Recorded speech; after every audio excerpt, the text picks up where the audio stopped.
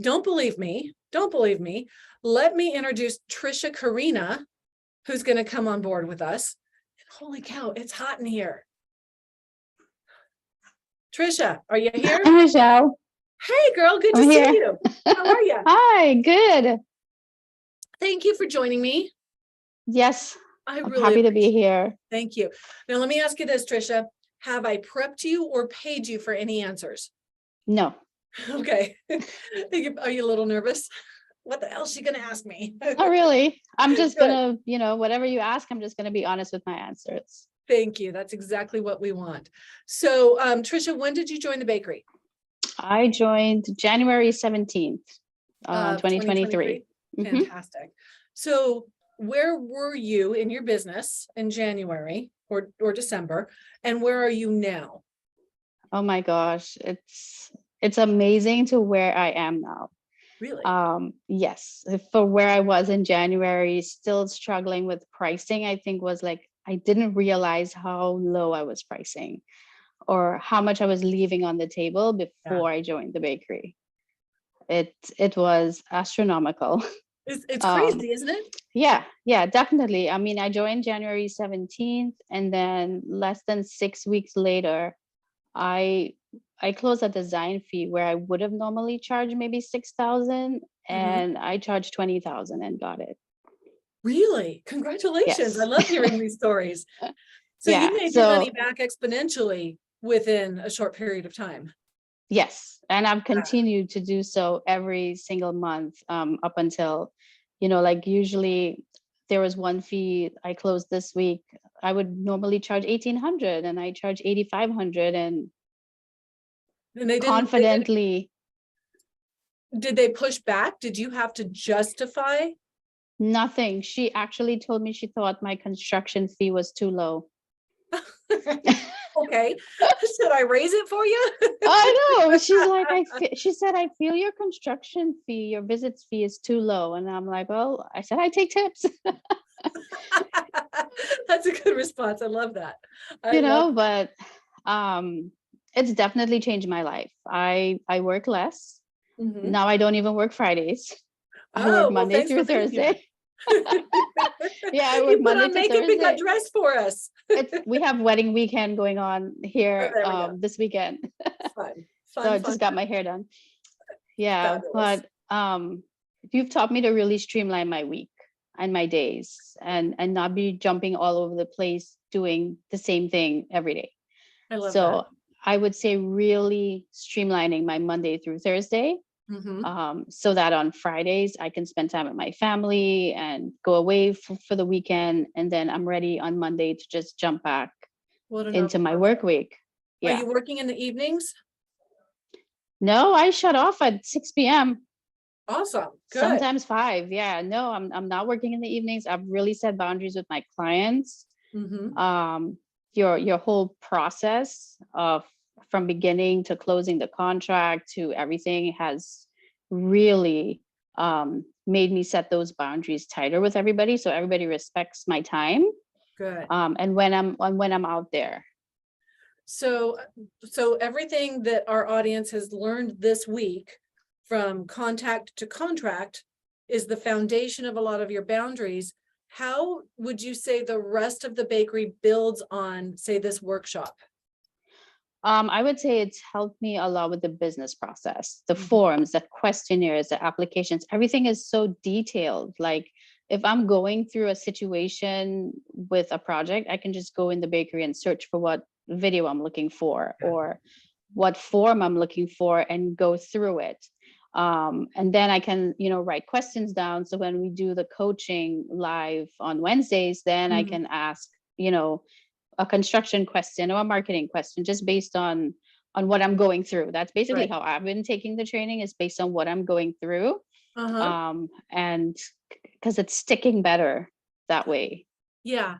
So did you so the way the bakery's formatted, did you start and go from module 1 through the process, or did you jump in and kind of take what you needed and then you go back and fill in the blanks?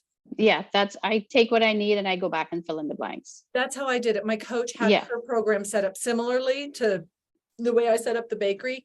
And it was the same thing. I need this, I need this, I need this, I need this. Phew, now I can go back and work on it. Exactly.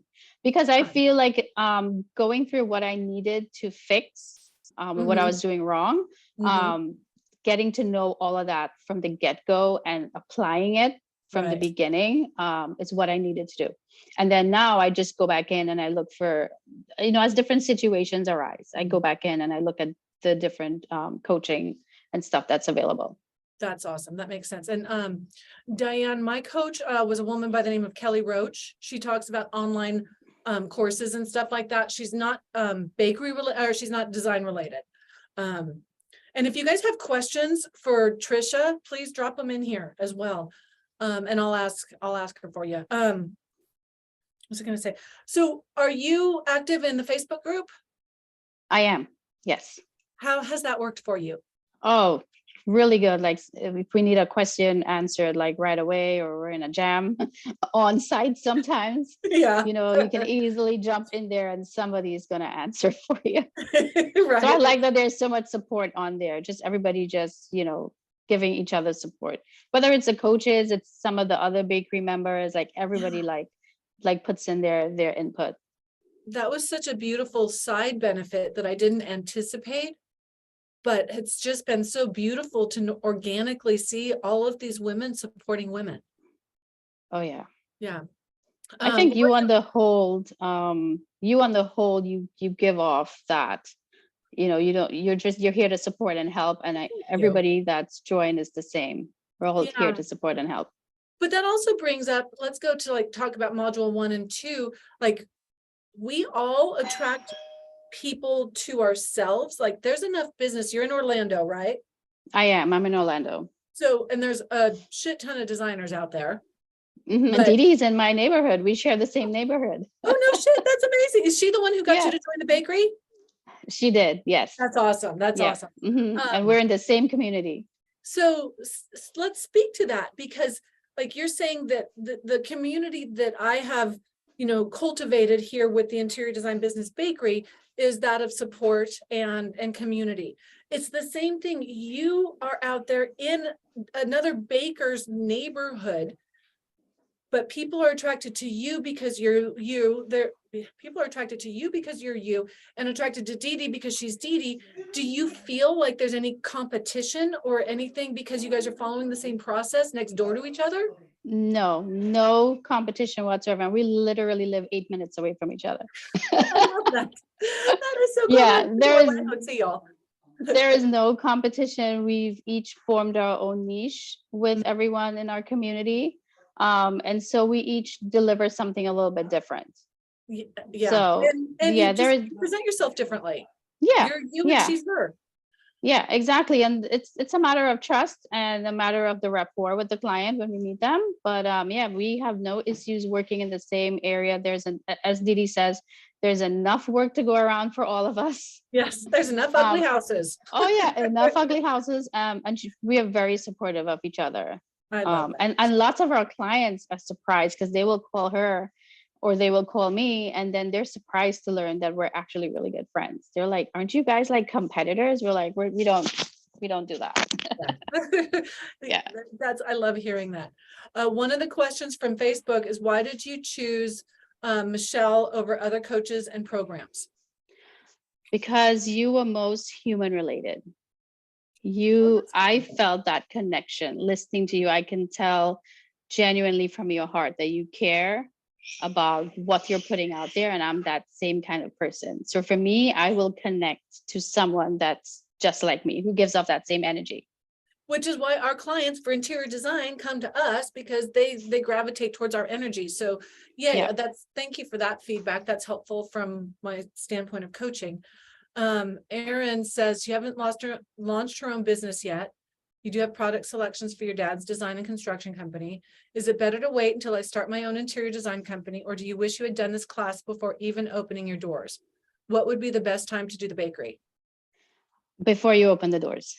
I wish I would have had it. Yeah, I wish I had found this when I got into interior design 3 or 4 years ago. I was into staging before.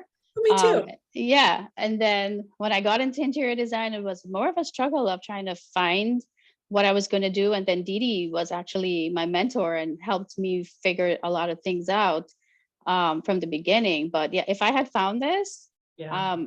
I would have known exactly what to do from the beginning. Yeah. And so I always say that this program will take you from 0 to 5 years. Okay. Or it could Yeah. take you, it's just gonna, in my opinion, the bakery will launch you 5 years forward, wherever you are, 0, or if you are 2 years into your business. Would you agree with that, or am I making shit up? No, I completely agree with that, because I can definitely see the value. I mean, it's well worth it.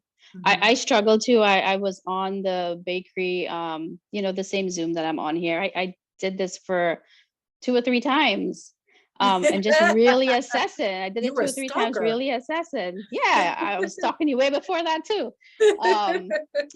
And I just wasn't charging enough, and then I'm like, I'm just gonna bite the bullet. I need this. And then, within 6 weeks, I made it back twice. Yeah, it's crazy. It's crazy, Yeah. crazy.